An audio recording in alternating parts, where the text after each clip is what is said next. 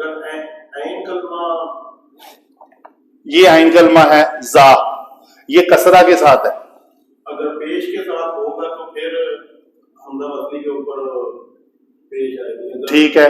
زیر اور زبر کے ساتھ ہوگا تو پھر زبر آئے گی. نہیں، پھر زیر آئے گی. قاعدے سے نہ ہٹیں. اس کو دیکھ کے اپنے قاعدے جو یاد کیے ہوئے ہیں اس سے نہ پیچھے ہٹیں. اور کوئی بندہ ان کو مشورہ بھی نہ دے. میں اسٹوڈنٹ کو اپنے سوال کے جواب کے لیے تیار کر لیتا ہوں، انشاءاللہ ہوگا. آپ کا قاعدہ بالکل ٹھیک ہے.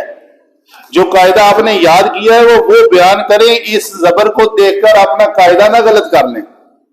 جی بولیں کہ اگر عین کلمہ کسرہ اور زبر کے ساتھ ہے تو اس کو کسرہ دیں گے، اگر ضمہ کے ساتھ ہے تو اس کو ضمہ دیں گے. تو سوال یہ آیا، پھر ہم اٹک گئے کہاں پہ کہ یہ کلمہ تو یہاں پہ تو الف کے اوپر زبر ہے. تو اس کا مطلب ہے کہ جی آپ بتائیں گے. یہ باب افعال سے ہے، اس کا جو ہے حمزہ وصلی وہ کسرہ فتحہ کے ساتھ ہے. تو ٹھیک ہے جواب. یہ جو قاعدہ آپ نے ایکسپلین کیا یہ ہے ثلاثی مجرد کے لیے، تو اور مزید فی کے لیے بھی یہی ہے. لیکن صرف ایک باب افعال کے لیے جب بھی فعل امر بنائیں گے اس کو حمزہ کو فتحہ دیں گے اور یہ حمزہ قطعی بن جائے گا. یہ حمزہ قطعی یعنی اس کے اوپر زبر کو ہمیشہ پڑھا جائے گا. حمزہ قطعی نو پچانی غور تمامی بس استفہام ندا تکلم افعالی دے اصلی افعالی، یہ ہے وہ افعالی. ٹھیک ہے. باب افعال کا یہ حمزہ ہے تو یہ ہم اس کو اوزے آگے کیا ہے جی، آگے لگانا مقصود تھا یا مجھے گرویدہ بنا. تو اس مقصد کے لیے یہاں پہ ایک نون جو ہے وہ بیچ میں نون وقایا آتا ہے. یہ کیوں آتا ہے کہ اگر اس یا کو ڈائریکٹ اس کے ساتھ لگا دیں تو اسی کلمے سے اگر آپ واحد مؤنث غائب کا صیغہ پڑھیں جی گردان حفصہ، یوزعو یوزعانی تو توزعین بن جائے گا واحد مؤنث غائب کا صیغہ. تو توزعین میں اگر یا ہٹا دیں گے، یہ میں آپ کو تھوڑا کلیئر کر دوں، یہ اس کو کہتے ہیں وجہ تسمیہ. توزعین ٹھیک ہے جی.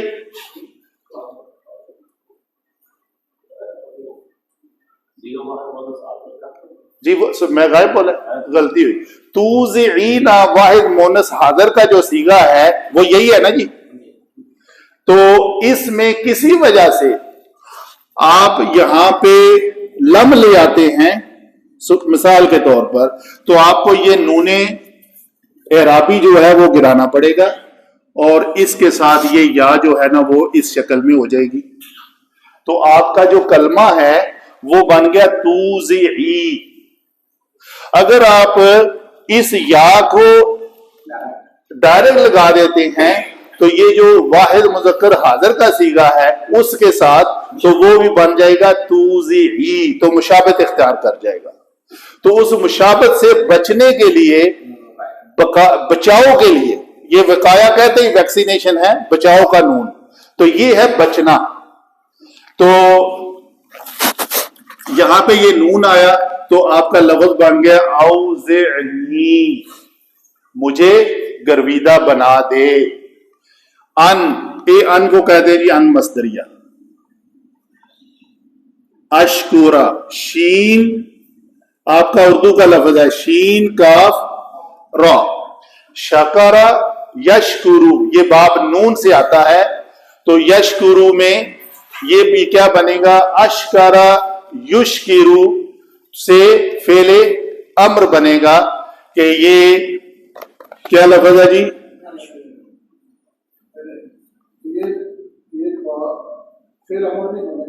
سوری واحد متکلم کا صیغہ ہے.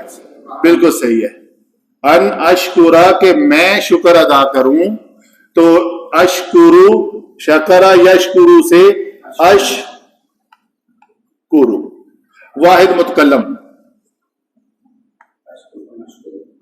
جی نعمت، یہ لفظ نعمت کے بارے میں پڑھا ہے جی کہ یہ نون عین اور میم یہ اس میں ذات بھی ہے، اور یہ نعما ینعم نعمتن تو یہ نعمت اسم، کاف ضمیر کون سی جی؟ مجرور متصل، التی اس میں موصول، انعمت یہ بڑا معروف لفظ بنانے کی ضرورت نہیں ہے، نون عین میم مادہ سے باب، یہ کون سا ہے؟ انعمت، انعمت واحد متکلم ہے، واحد مذکر، تو یہ باب کون سا ہے؟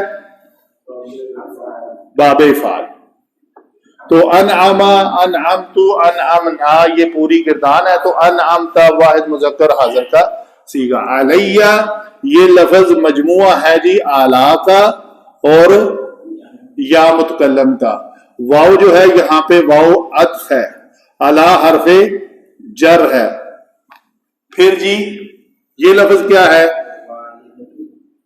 والی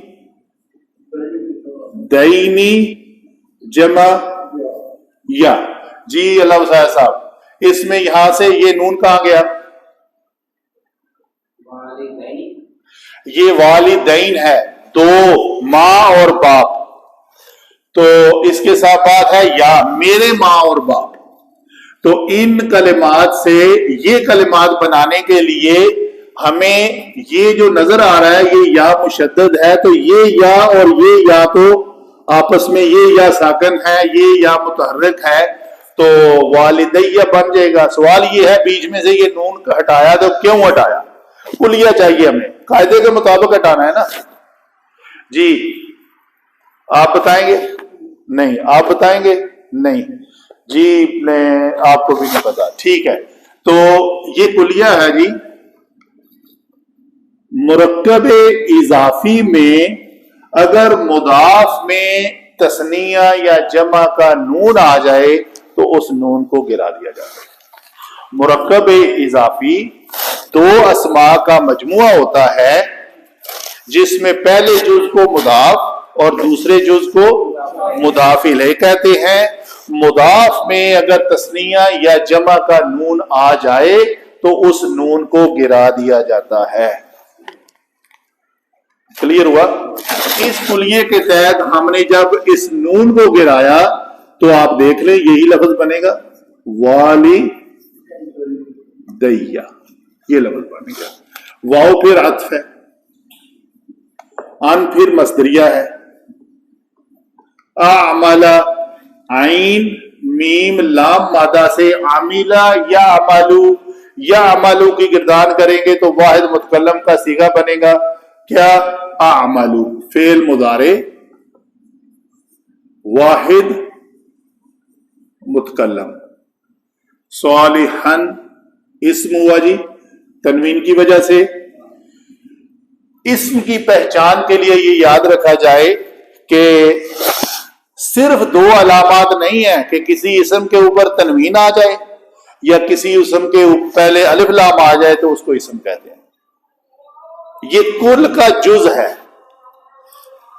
ٹوٹل علامات میں سے یہ دو علامات ہے، تو گویا اسم کی پہچان کے لیے ضروری ہے کہ اس کے اوپر صرف تنوین یا الف لام ہی ہونا چاہیے؟ نہیں، اسم الفاعل ضارب کے وزن پر ضارب کو اسم کہیں گے، تو بے شمار اور اس کے قواعد ہے جس کو ہمیں محنت کر کے یاد کرنا ہے جی۔